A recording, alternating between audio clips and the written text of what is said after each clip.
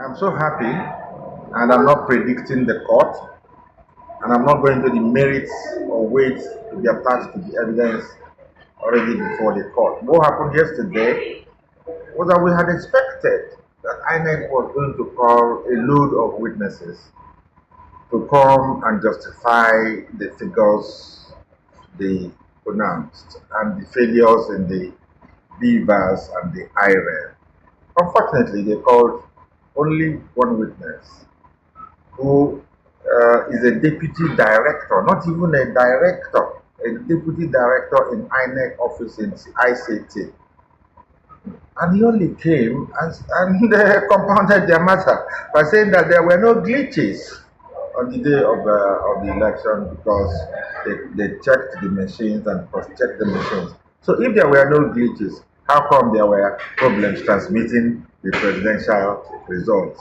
How come they were able to transmit the federal house results and then transmitted the senatorial results? And when it got to the presidential transmission, it was a problem. It means there was a human action. It was deliberately done to make sure that those results were not transmitted as they promised that they would do. When the gentleman finished, we were looking back thinking that there were other witnesses lined up, only for their lead counsel to get up and say that that's only witness they have and that they were closing their case for the first respondent, that is INEC. Today, it was even worse for them. We thought that TINUBU and Shetima were going to call witnesses that will address the heavy allegations, especially as regards the $460,000 forfeiture in the US. The Chicago University documents, one says he's female, one says he's male. We're waiting to see witnesses who could come and harmonize those things, because those were our allegations, that there were elements that disqualified him from running for president of this country. One is called money laundering relating to drug trafficking. We were shocked. They called only one witness. The witness came and said he's Senator Bamidele, said he is qualified to practice in America and here. Said the 460,000 forfeiture was for a civil proceeding. Our indefatigable and forensic cross-examiner in the person of Dr. Libby Uzoku asked him, the forfeiture was money laundering? He said yes, because that is what is written in the U.S. District Court of Chicago judgment, that it was money laundering, and that money was generated for drug-related dealings. That's what we wanted to achieve, and the man confirmed it today. And the one relating to results, asked him, are you an ICT expert? He said he's not. I said, how could you do witness statements containing elements of results? He said that everybody in Nigeria knew that what he was saying was true. So we were able from him to define what laundering, that forfeiture, was for, which they said which he agreed was for money laundering. It was money laundering. In Nigerian law, money laundering is a criminal offense, and somebody who has been convicted for that cannot be said to be qualified to run for the presidency of the Federal Republic of Nigeria. That is where the issue is. So when we ended, it became obvious that the very revered Chifolani Pekun said that was the only witness they had, and they were closing their case. So it was the turn of APC.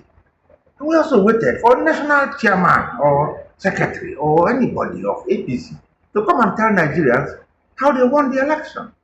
Only for Chief Fagbemi, Latif Fagbemi, SA, to get up and tell the entire court that they had no witnesses and that they were closing their case as well. What this means, in simple terms, without talking about the weight of evidence, is that Nigerians will recall that we budgeted money for this election and we budgeted it in billions, and that the Federal Republic of Nigeria has 36 states. Each state has a resident electoral commissioner. The work of a resident electoral commissioner is to conduct election in the state. Therefore, it is somebody who has performed an action that is in a better position to give evidence of that action. Incidentally, we were shocked that no single resident electoral commissioner, those that conducted this election in the 36 states of the Federation, was called to come and was called as a witness. Not even the one in the FCT was called. And we did not see Professor Mahmood either, who conducted the election. And they said they were closing. No witness whatsoever. That is for APC. INEC, one, and its deputy director. TINUBU Shetima, one witness, Babitele. As far as I'm concerned. The issues we presented to court, which were resolved from EC 8A, B, C, D, E, that were tendered and admitted in evidence, the forms that were blood, that we thought that the makers, who were resident electoral commissioners in various states, could have come to address, were not addressed. Therefore, the norm was called to come and say whether our allegation that those forms, 18,088 of them, amounted to 2.4 million votes destroyed, was not addressed. Verily, verily, I say unto us, he who alleges proves.